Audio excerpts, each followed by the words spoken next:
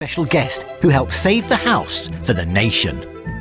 I'd heard about this house, you see, that there was difficulty with it and that they wanted to sell it. And I know it would have just become a ruin. Also, Charlie Luxton is reporting on an industrial time capsule in Birmingham. It's staggering. I mean, having spent 53 years here, I still take my hat off to him. I don't know how he did it. Claire Balding travels to Essex to learn more about the recent discovery of a very tasty manuscript. It ceases to be a collection of recipes and becomes a record of cooking in the English country house. Plus, John Sargent takes to the skies to find an icon of the Cold War that's still in the air after 50 years of service. You don't expect to be in a small plane like this, flying alongside what was one of the most powerful machines ever built. This is a journey to the very heart of Britain's hidden heritage.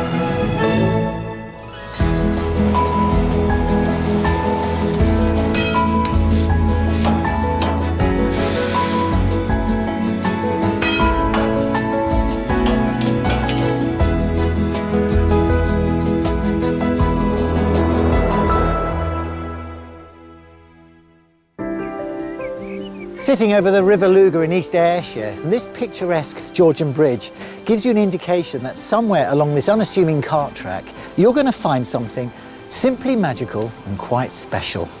But even this chocolate box location cannot prepare you for what you're about to discover, and what can only be described as one of Britain's most remarkable heritage secrets, Dumfries House.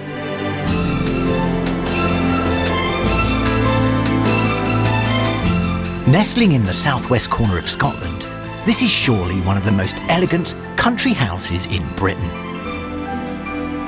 Built 250 years ago by the 5th Earl of Dumfries, it spent much of its life frozen in time, untouched and often unlived in. A privately owned and very grand second home. That is until recently, when it came up for sale and became the subject of a frantic bid to keep it for the nation. A bid that was thankfully successful, because what makes this place really unique is the fact that it still has nearly all of its original contents. And when you take a look inside, you realise how important this heritage success story really is. Now, walking into Dumfries House today is quite a strange experience. Unlike many other such country seats that have been remodelled, redecorated and refurnished over the years, very little has taken place here. Now, I've just come in through the side door, the servants' entrance, and if I was to bump into the 5th Earl today, he would notice exactly the same furnishings that he originally purchased for this place back in the 18th century, and it's still where he left it. And so influential was the 5th Earl's taste and wishes that over the centuries, subsequent residents have hardly dared move or replace the contents. Even some of the original carpets are still on the floor. For the last 3 years, Dumfries House and its unrivaled collection of furniture have undergone a major restoration, bringing the place back to the condition it was in when it was first built. Because after 250 years, as a sleeping beauty, it has just started opening its doors to the public. In fact, the whole house has a wonderful feel about it, and for me, well, it feels like I've just personally stepped into an atmospheric photograph that's been immortalised. It's quite incredible. Every day at 7 a.m, with an almost military precision, the housekeeping team set to work keeping Dumfries House spick and span.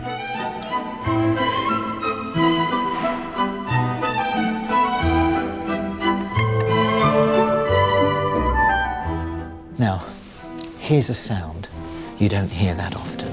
This is a sound of the 18th century.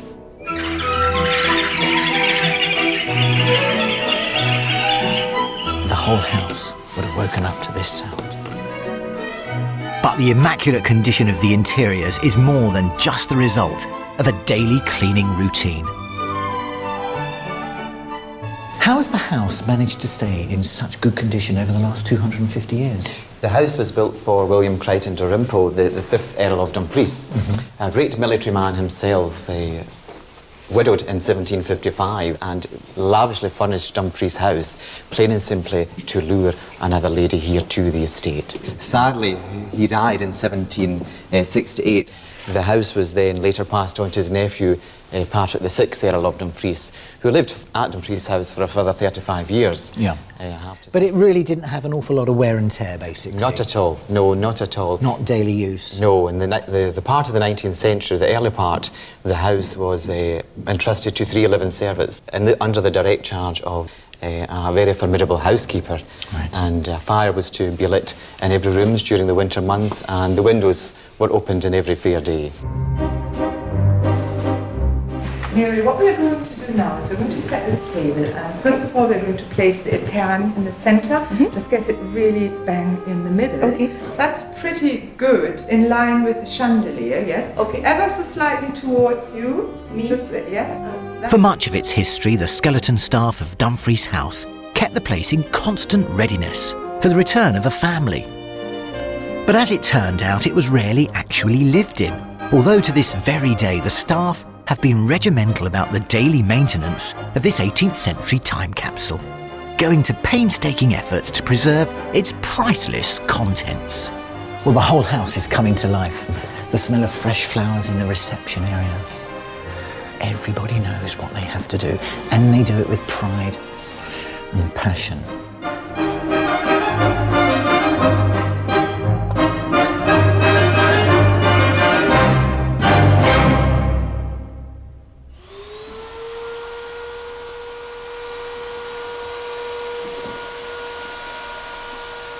Hello.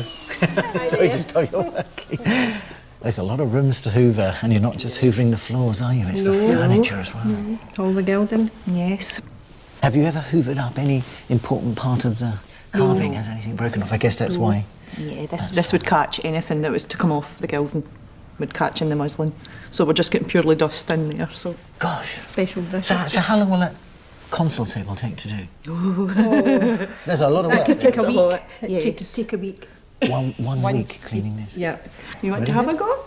Okay, I'll see if I can. I'll see if I can find a bit of dust. A little dip, Just not dip too it in much a bit. water. Rub it in your fingers first so it's not too wet. And see if you can find a wee bit to clean. I can see what I'm doing now. I'm bringing this little bit of gilding to life. Look at that. Look at the dart. Gosh.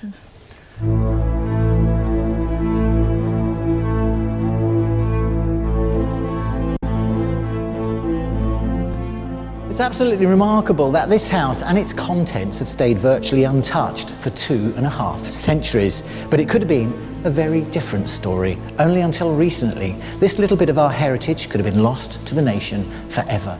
Thank goodness it wasn't, and that's down to the decisive action of one man, His Royal Highness, the Prince of Wales. In 2007, the descendants of the Earls of Dumfries put the estate up for sale. The building and its contents would have been split up and auctioned off. But Prince Charles stepped in and headed up a consortium that included the Scottish Government and heritage organisations to purchase the estate and keep it for the nation. Later on in the programme, I'll have the pleasure of talking to him and finding out why he's so passionate about this place. Country houses such as Dumfries relied heavily on artisans and small industries to keep them running, from famous furniture makers down to the people who made the candelabra that graced the grand tables. And to discover more of that rich manufacturing past, reporter Charlie Luxton has been to explore our industrial heritage in Birmingham.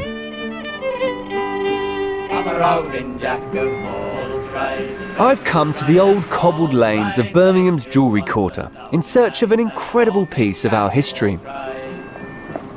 In the 19th century, Birmingham was known as the workshop of the world, and these now forgotten back streets were running with gold. With over 20,000 men and women employed in the streets and alleys around here, it must have been a very vital, exciting place to be. Buildings teeming with life, smoke bellowing from chimneys, horses and carts everywhere, the pounding of machinery. Looking around these streets today, you might think that nothing remains of that world. But you'd be quite wrong, because behind this unremarkable Victorian exterior lies a hidden world, suspended in time.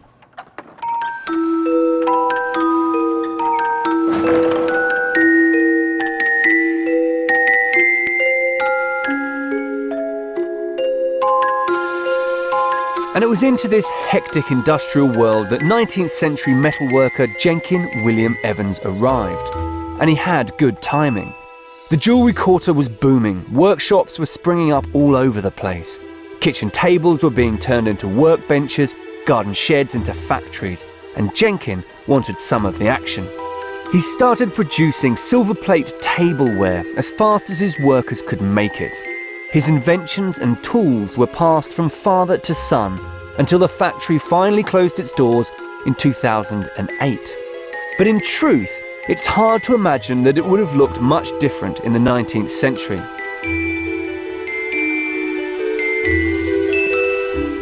I've come to meet Jenkin Evans's grandson Tony, who also spent his entire working life in this extraordinary place.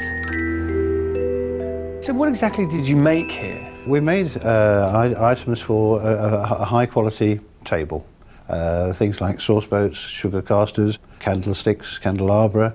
All that posh stuff you'd have on a lovely, lovely dinner service. The business was in its heyday in Edwardian times. Is this what I'm seeing, this stuff behind you here? Yes, we've got a decanter label here. This one is made in copper. This is a copy of one which produced probably around about 1830. So this is the kind of thing I would see in my grandparents. You'd have a nice chain around that, hanging around the neck of a cut glass decanter. Yes. And if it was silver, of course, you'd have a bear hallmark as well. So why does the factory look the way it does? I mean, why are there just thousands of tools everywhere? Because my grandfather was producing about one new design a day. Year on year on year. Was that unusual? Because, I mean, that seems like an incredibly prolific output. It's staggering. I mean, having spent 53 years here, I still take my hat off to him. I don't know how he did it. I feel as if I've been transported back in time. I can sense the past and vividly picture the world these people lived in. The factory's made up of adjoining terraced houses that Jenkin Evans bought and converted as the jewellery business expanded. It was in these houses that Jenkin Evans and his family lived as well as worked. Even his children were born here above the shop floor. There's no doubt that Jenkin was an extraordinary man, and it's now my chance to turn the clock back and see his machines come back to life. Barry Abbott's learned his trade here at J.W. Evans. He's agreed to come back for the day and show me how to make a bit of traditional tableware. And so what are we going to make today? Today we're making wine labels. Okay, so what's the start of that process? Well, basically we've got to get the blank. Yep. This has already been set up. Really. Okay. So we're going to make some blanks. Yep. So we can stamp them. So this is the first, this is the raw, this is our raw material. Yeah. And Yeah. what's this, what is this? This is nickel silver. Nickel silver? Yeah. How many of those do we need? If we do about 3. Okay. That should be enough.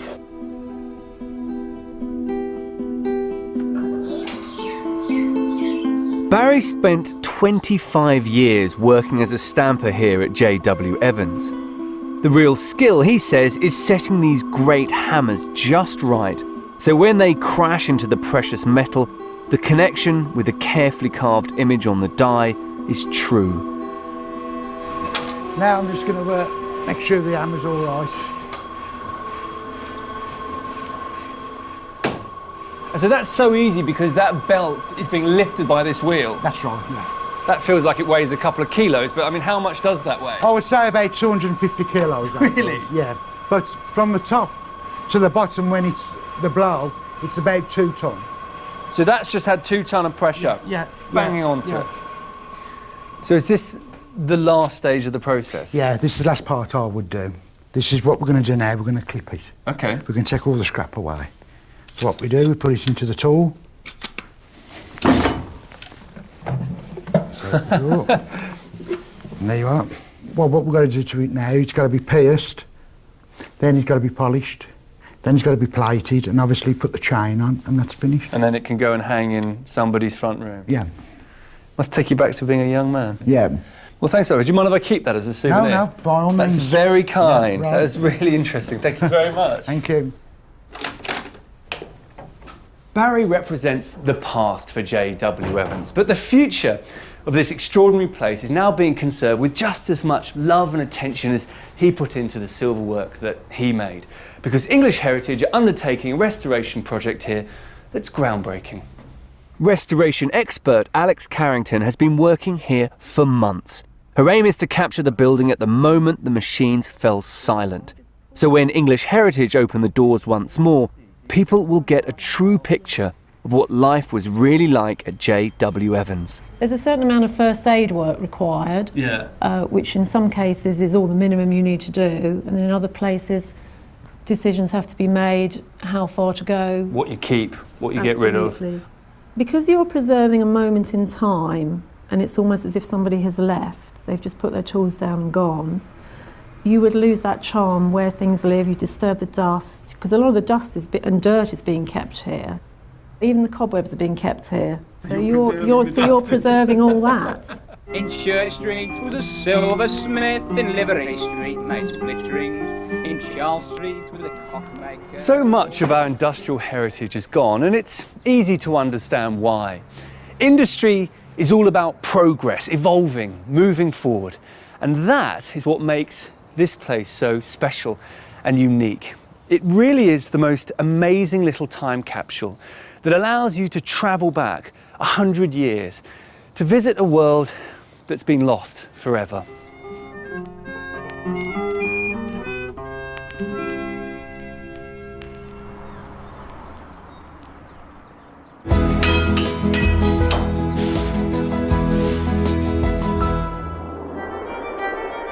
Back at Dumfries House, I'm keen to find out more about the structure of this beautifully designed country home. The 5th Earl of Dumfries, who built this house, certainly had his finger on the pulse when it came to fashion. He nabbed young architect Robert Adam and gave him his first big commission. Robert designed the inside and the outside of this magnificent house at the tender age of just 26 years old. And together with his older brother John, they completed the main build of this place. They oversaw the work and they got it done on time and on budget for the princely sum of £5,847. Now, in today's money, that equates to around about £500,000, which is absolutely astonishing. But just what is it about the Adams style that many still find so captivating? I met up with the head curator of Dumfries House to find out. This can't escape anyone's notice. This is all about proportion and harmony and symmetry.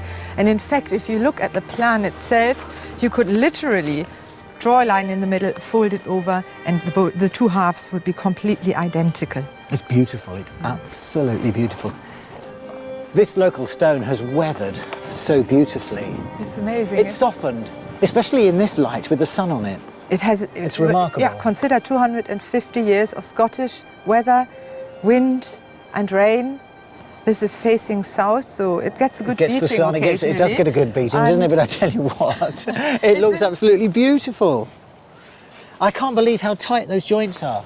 Yes, it's amazing. These stones would have been polished and polished and polished until they would come up with this perfect, it's absolutely perfect. And in many ways, the whole house is about perfection, the highest standards of craftsmanship and putting it all together. And here it stands 250 years later and still in extremely amazing condition.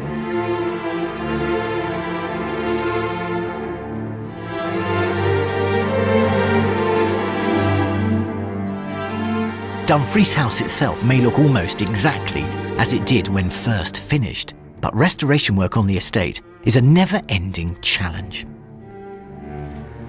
This bridge, a key element of the landscaped grounds surrounding the home, is also Adam designed.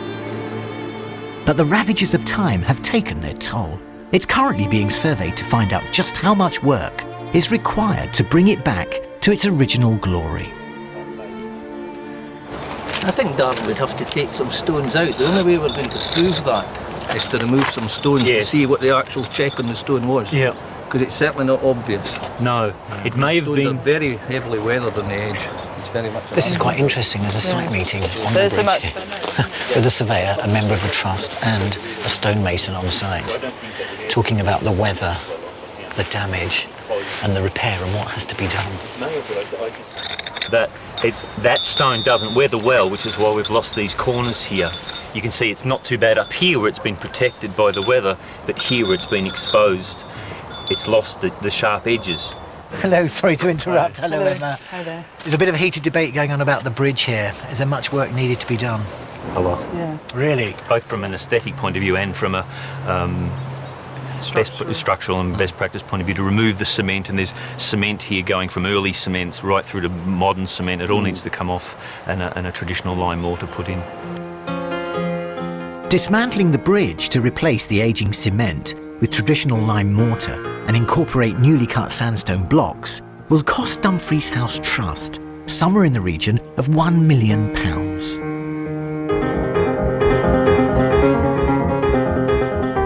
Sandstone is an enduring building material, over the centuries used on everything, from city tenement homes to country seats and, of course, bridges. The nearby quarry of Lochabriggs, one of the oldest and largest quarries in Scotland, has been supplying sandstone since the 1700s. As well as using cutting-edge technology, the stonemasons here still do much of the final dressing of the stone by hand. So you can imagine, I couldn't wait to see these experts in action. That's exactly the section of cornice you're going to find back at Dumfries House. How long would that take to cut out? That there, to do with the traditional methods, you're talking 3 hours. 3 hours? Yeah, 3 hours work. Okay, Yeah. that's 100 years ago. Yep. Yep. Chipping away by yeah. hand with a small chisel. Today, how long would that take you to do? Today, I think I could do that in about 40 minutes. Really? Yeah. That 40 quick? minutes, yeah, that That's quick. a beautiful finish you've got on that. Yeah. Absolutely beautiful. So symmetrical. These days, stonemasons like Neil speed up the sculpting process by using power tools. And in no time, I can see the section of sandstone beginning to take shape. But what's really reassuring for me is that the specialists here at Lochabriggs are still able to do the same detailed work using traditional methods. Let's put the clock back 250 years. Okay. Do it the traditional way. Look it up.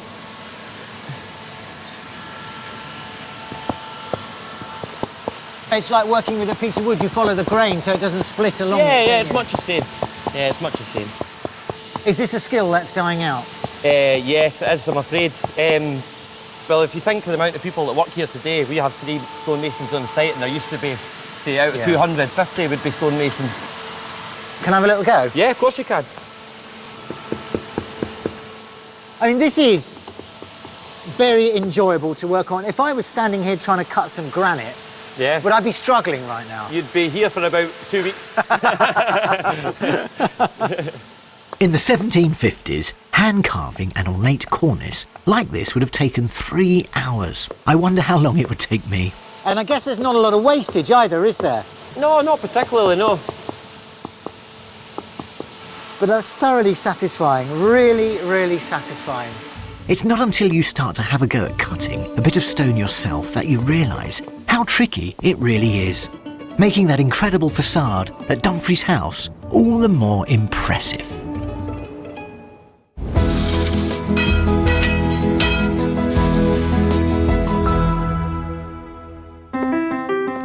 Still to come on Britain's Hidden Heritage, I'll be taking a closer look at Dumfries House's unrivalled collection of furniture, including what is thought to be the most valuable bookcase in the world. The Prince of Wales tells us why it was so important to save this house for the nation. There are so few houses left now which have their original furniture, everything designed for that house. And John Sargent fulfills a boyhood fantasy as he takes to the skies to get close to a Cold War icon. When I was a kid dreaming about Vulcans and being a Vulcan pilot, and here we are in this cramped space. It's a childhood dream come true. But first, Claire Balding is off to Essex to investigate a culinary discovery that takes us back 130 years. This is Audley End in Essex. It's one of the UK's finest country houses and a monument to Jacobean magnificence. It has over 120,000 visitors a year. But what none of them have ever seen is a piece of hidden social history that's come to light in the most extraordinary way.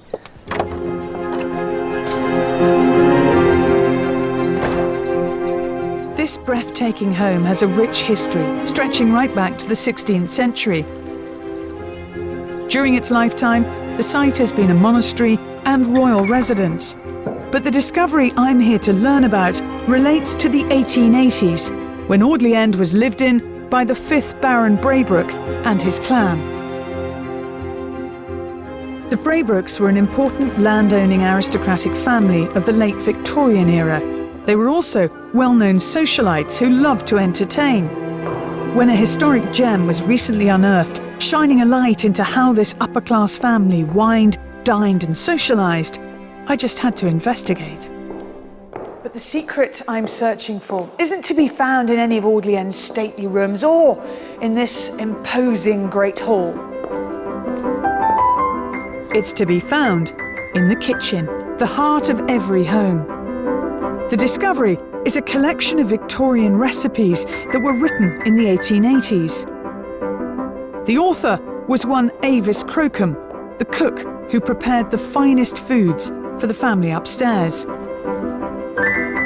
Amazingly, she took the trouble to document her culinary creations in this ordinary-looking but utterly remarkable book.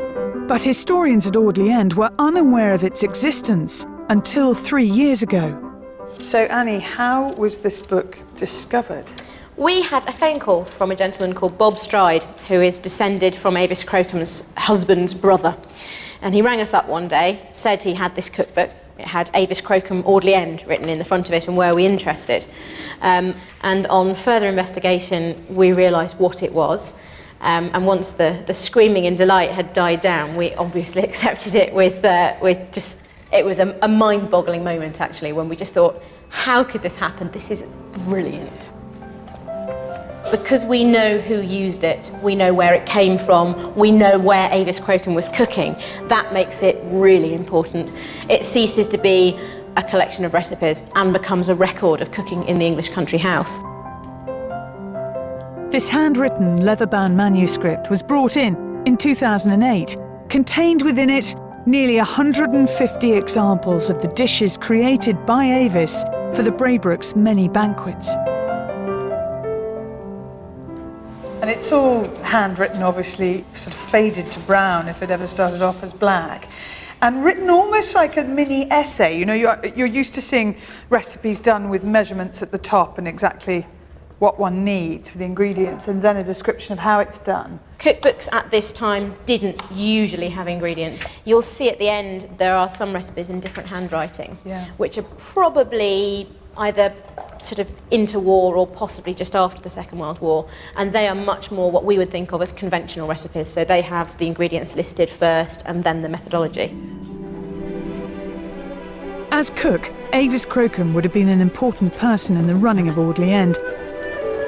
She'd have been responsible for all aspects of running the kitchen, working directly with the Braybrooks when planning the menus.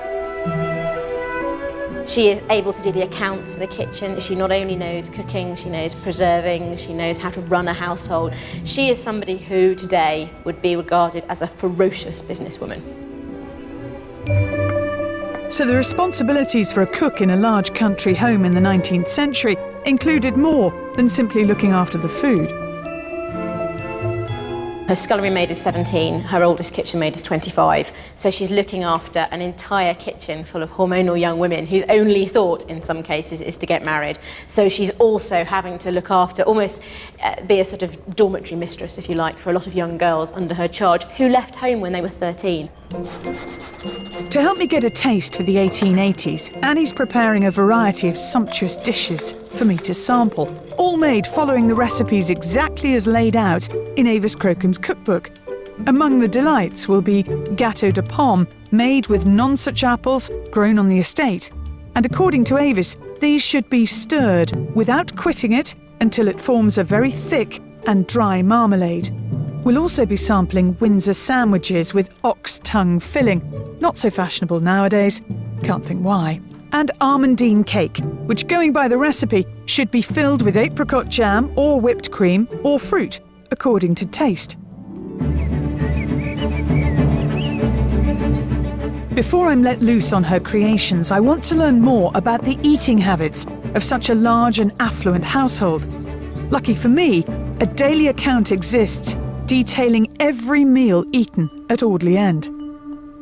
So, Andrew, what have we got here? What we have here is a consumption book from the 1870s, which is just a few years before Avis Crocombe came to Audley End, and it lists all the meat and other produce that was consumed by the family and servants. And if you look here at the first page here, we have on the Sunday beef and mutton, £29.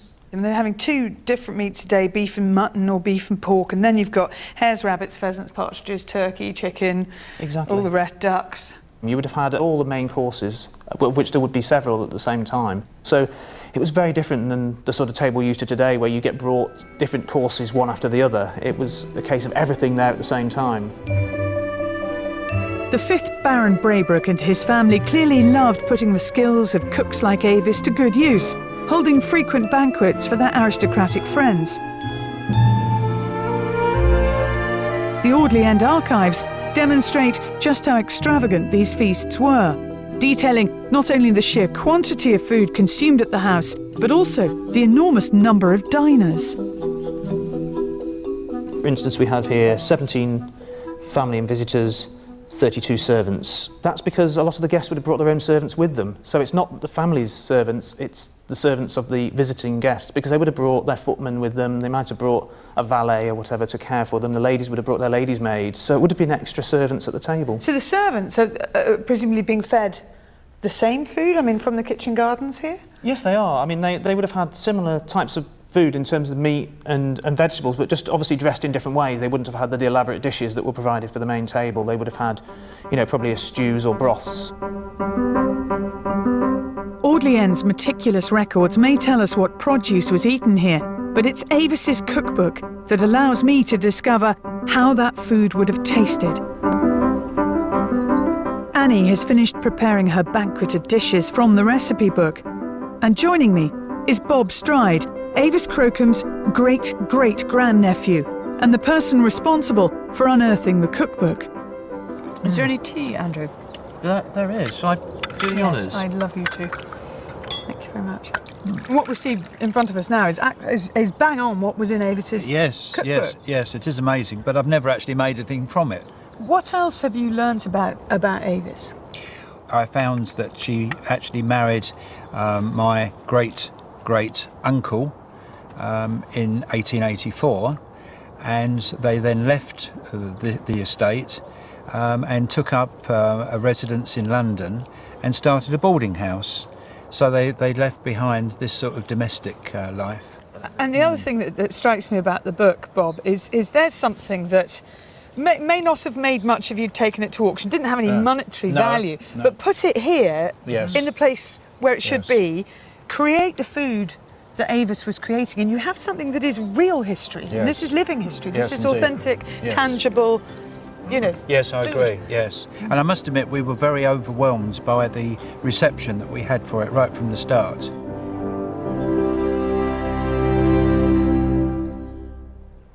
I feel as if I've really got to know Avis Crocombe during my time here at Audley End, not because I've looked at photographs or portraits of her or read a diary of her innermost thoughts, but because I have seen and sampled her work.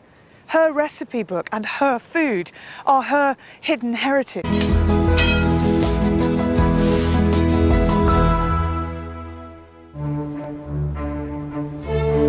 Returning to Dumfries House, my tour of what must be one of Britain's greatest heritage secrets continues. Walking around the building, it's impossible not to get swept away by the sheer quantity and quality of the opulent interior decor. These were made by Edinburgh carver William Matthey, a man working at the top of his genre. Incredible detail. Now, what you've got to remember is making a mirror back in the 1750s was an extraordinary task to get the hand-blown glass this size, this flat, and then it had to be hand ground and polished. One mistake, and that mirror would just crack, and the whole process would have to be repeated. And then you had to get the mirror here by horse and cart over all those potholes from Edinburgh. One very nervous delivery man. I would imagine this mirror would have been wrapped in a bed of hay and boxed securely. Still, I wouldn't like to do it. The Earl of Dumfries, who bought and commissioned the furniture here in the middle of the 18th century, certainly surrounded himself with the very best, including works by perhaps the greatest ever British cabinet maker, Thomas Chippendale. Thought of as the Shakespeare of the furniture world, it's estimated that around 600 authenticated Chippendale works still survive. 50 of them, with their original bills of sale, are here in Dumfries House. Now restored to its former glory, the Chippendale collection here includes what is considered to be his greatest Rococo work. This rosewood bookcase, bought in 1759 for £47.05. In 2007, Christie's auctioneers gave this bookcase an estimated value of £4 million.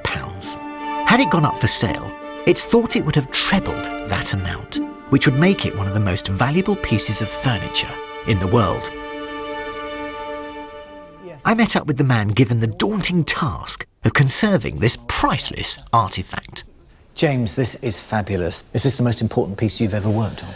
Oh, definitely, yes. Was it frightening? It was pretty scary at first. It took me about 2 days to settle down to get into it. And you had to do it all on site. There's no way you'd want to move that, is there? If you moved that, I mean, that front door there is a massive piece of oak. If you put that in a different climate, that could have warped and twisted and split. And it's lovely, isn't it? It's gorgeous. Beautiful choice selection of the grains. This lovely Cuban flame mahogany sort of flaring out. Can you pull open a drawer? Can we have a look at some of the sections of dovetails? This is a brushing slide drawer, as you know. So this is where your clothes would be put to brush them down. And also wealthy gentlemen love to have furniture that did things.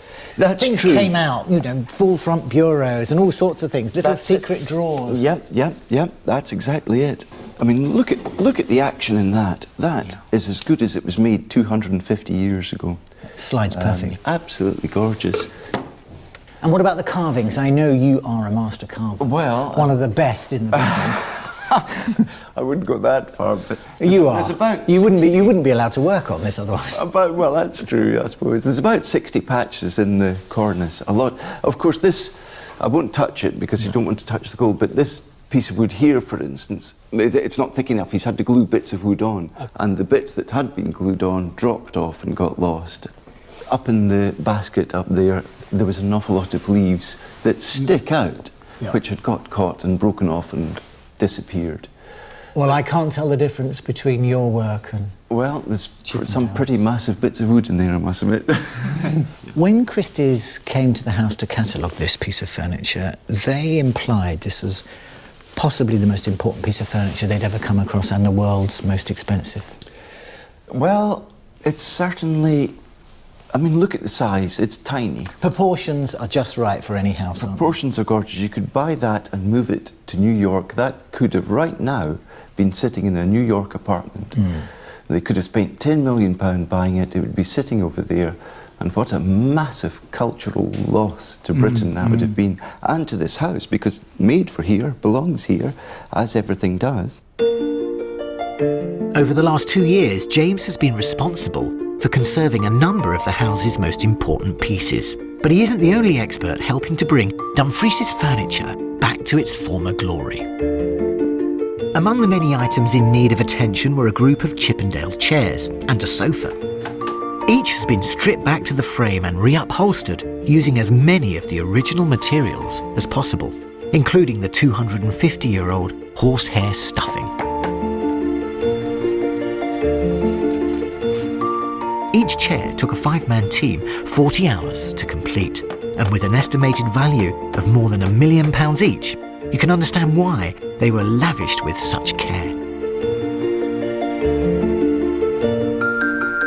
And this 1759 Chippendale 4-poster bed was given a total restoration. Having been redesigned in Victorian times, it required hours of detective work before a specialist team undertook the task of taking it back to a state that Chippendale would have recognised.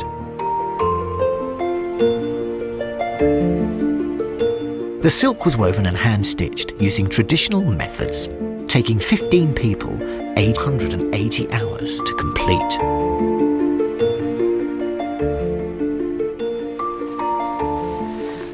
Now, when the 5th Earl had this bed made in 1759, he only had one thing on his mind: to find himself a wife. You see, he was a widower at the age of 60 and without an heir. And I guess back in the 18th century, it was this old soldier's way of attracting a woman, romancing her, and hopefully she could give him the son and heir he craved. And if you look up there, you can see all the head cresting, the cartouches, all the undercuts. That's all carved in wood, originally covered in fabric. Thankfully, it's been restored to its former glory with wonderful new damask silks, and it really is absolutely exceptional.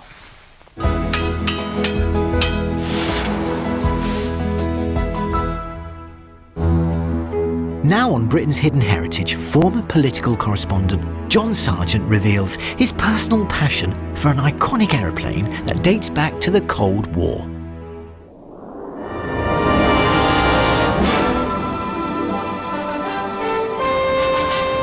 The Vulcan, also known as the Avro 698, is almost as manoeuvrable as a fighter. After victory in the Second World War, there was great confidence in our armed forces. We had the men and the machines to take on all comers. For a boy growing up in the 1950s, one plane in particular summed up our power and our glory. The Vulcan is just one of the aircraft that are keeping supremacy in the air for Britain. This is going to be a special day for me. I'm going to fulfill a childhood ambition. When I was a kid, lots of us were keen on spaceships and rockets and flying saucers, but I was crazy about aircraft. And one plane in particular caught the imagination of almost every schoolboy in the country. And that plane was the Avro Vulcan bomber. With the Cold War escalating, a nuclear strike against Britain had become a very real threat. To defend herself, Britain needed a long-range aerial bomber capable of reaching targets across the Soviet Union. This Vulcan, the XH-558, is the only one in the world that's still capable of flying. I'm going to be allowed to take to the skies to fly with the Vulcan. I want to relive the excitement and passion I felt about this plane when I was growing up.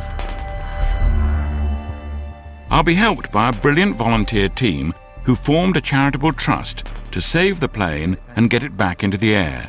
It's been a labour of love against extraordinary odds. And it's that passion for the plane which has made it possible to have this version, the only one of its kind in the world, still flying. It's an amazing story. So when you first came across this plane, what condition was it in? It was nowhere airworthy. There was a lot wrong with it that we needed to work on to get it to the stage where it would receive the approvals to fly. It took Robert and his team of over 20 skilled engineers more than 2 years to strip this enormous bomber back to its airframe. It had to be rebuilt from the ground up. Around 800 separate components were overhauled. Thousands of individual tasks to turn it back from a museum piece to a flying aircraft. So what was the secret of the success? How did you manage it? Sheer determination, perseverance, never say die. Finally, 14 years and £7 million later, Vulcan XH-558 once again took to the skies. But there's one part of this plane that hasn't been restored to full working order. This is the bomb bay. This was designed to carry the British nuclear weapon. That's where the bomb, the great big nuclear weapon, it sits here. Yes, that's right. Yeah, that's incredible, isn't it?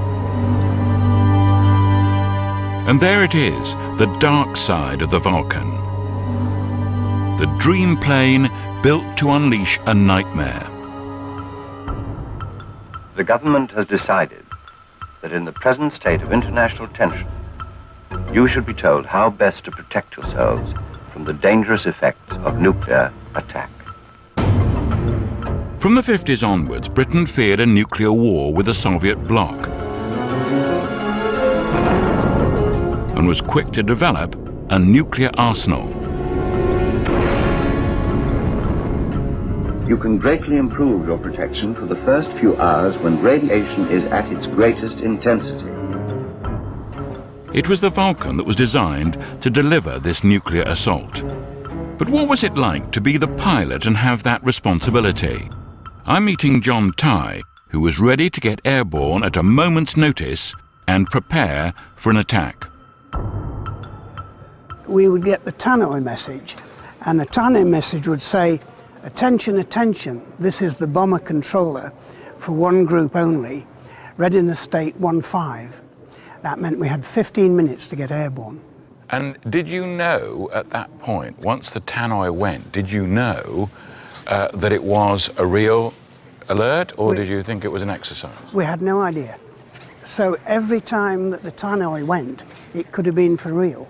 You were in a position not to order an attack, but to take part in an attack which could kill tens of thousands of people.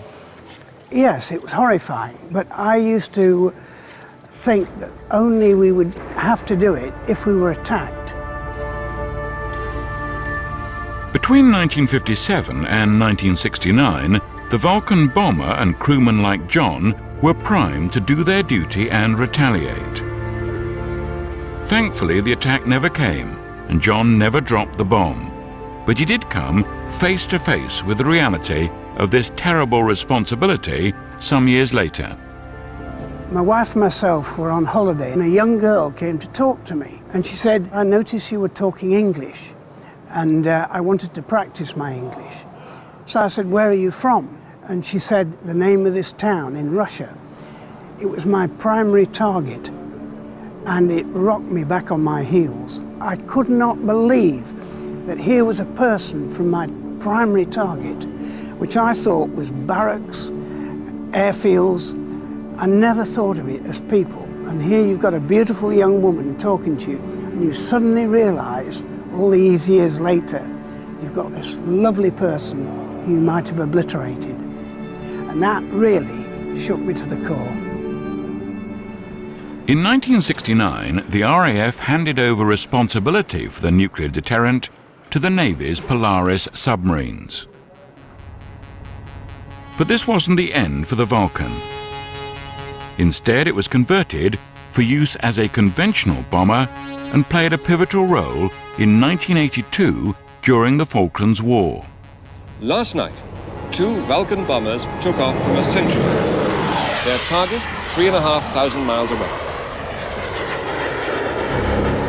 On May the 1st, the British liberation of the islands began with Operation Black Buck, a high-altitude bombing assault on the airfield at Stanley by Vulcan bombers. I'm meeting Martin Withers, who flew on this mission. You were on that famous bombing mission in the Falklands War, weren't you? Yes, I was the captain of the first one that went in 1st of May 1982. I flew one of these for 15 3/4 hours. So you were cramped in these conditions all that time? And we had to refuel. We refueled a total of 7 times from airborne Victor tankers. And what was your task? What were you meant to be doing? Well, the task there was to put a bomb or 2 bombs onto the runway at Stanley. And how much of a success was this attack? We're very pleased to, be able to say that it made a major contribution. I mean, it was successful. We hit the runway, and thereafter, the Argentinians never launched any strikes from that airfield. Despite this high-profile success, the Vulcan's service life was coming to an end, and in 1993, the last one was sold off. But now the Vulcan's back. I'm keen to get flying, but I can't resist the chance to look inside to see the heart of the beast. This would not have been allowed in the 1950s. When I was a kid dreaming about Vulcans and being a Vulcan pilot, and here we are in this cramped space. It just, yes, it's what it should be. It's difficult, it's complicated. It is. It's a childhood dream come true. Finally, the moment has come. I never thought this would happen. Parachute on. I'm going to fly wing to wing with the plane of my dreams. It's going to be a tremendous trip. And that noise you hear, that's the noise of the Vulcan. It is the Vulcan roar. In a small plane, up close and personal, I'm going to see aviation history played out in the skies. We're right over the Vulcan now, and we can see it on the runway. Plane 5, happy for you to slam as required. It is about to take off. The Vulcan is starting to move along the runway, picking up speed, and it's taking off. It's going up.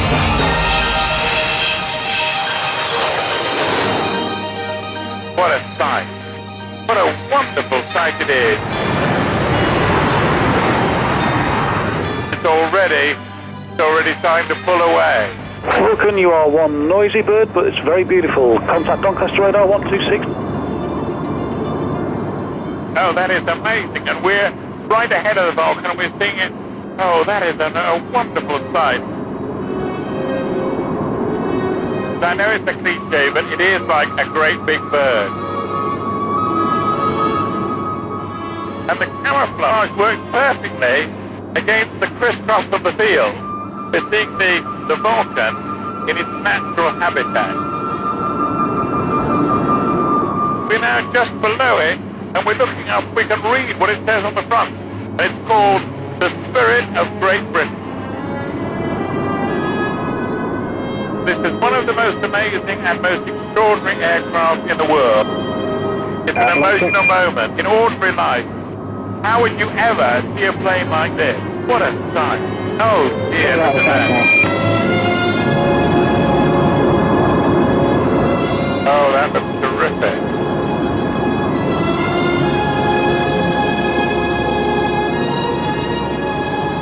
Fabulous patchwork of Britain. One of the greatest planes in the world, which does happen to be, okay, let's be proud of it, happens to be British. And off she goes. Off she goes. Wow, look at that. Now she's showing her real speed.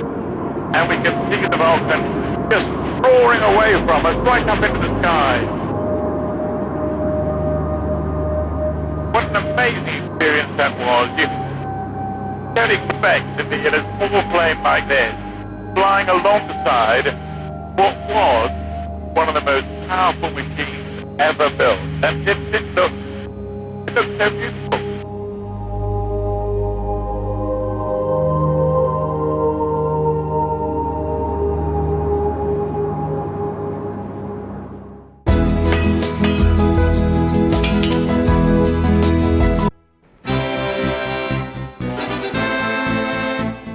Dumfries House in Ayrshire is a unique time capsule, a home and all its interiors left intact, exactly how it was first imagined, in the 1750s. But in 2007 its future hung in the balance. Its then owner, the Marquis of Bute, decided to put his time and money into his other ancestral home and put Dumfries House up for sale.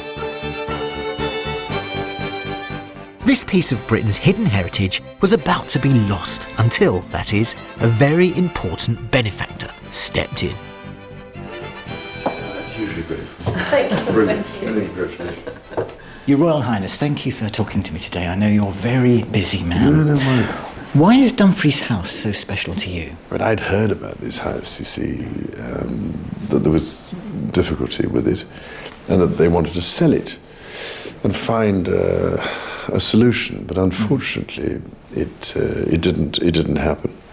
And I remember trying 4 years before it actually came up for sale as a problem. I tried to find a way of seeing if we could help sort it out, or find somebody who might help, a sponsor or a donor or whatever, but it was just such an enormous task. Prince Charles personally secured a £20 million loan that was still needed towards the £45 million required to purchase the estate, including the house and its contents. It was a race against time with just minutes to spare before the seller's deadline expired. Had the prince not stepped in, it would have been a very different story. And the reason why I wanted to do something about it was because the house is so unique with its contents.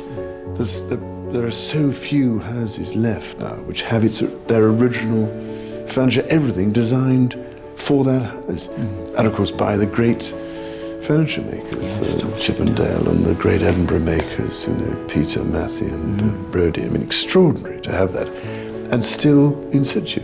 So I just felt that it would have been a tragedy of immense proportions if the whole thing had just been split up, and we would have been left with an empty shell of a house. And I know it would have just become a ruin. Unbelievably, in one frantic weekend, Prince Charles was able to finally rally enough support for the project, raising the money needed to save the home from the auctioneer's hammer. But that's not the end of the story. His Royal Highness is now working hard to find ways of sustaining Dumfries House so that it can continue to be a treasure for the nation. I mean, half the battle is to I think, see if we can use it for more events and all sorts of different occasions of weddings, for instance. Because you can imagine it isn't cheap to run it all. A regular visitor to Dumfries House, it's obvious the Prince has a genuine passion for this historic home. Do you have a favourite room? Yes, well I do rather like, it's that dining room, you know, which is the pink one. The pink dining room, because the plasterwork is remarkable in there. And also I think that it's the quality of the light that comes in through those windows. When I first saw that room, I thought this really is very special. Well, I think you've done a wonderful job, and that's down to your passion and your commitment. And I feel I've discovered a real treasure from Britain's hidden heritage. I'm so glad you have. Thank you so much for talking to me.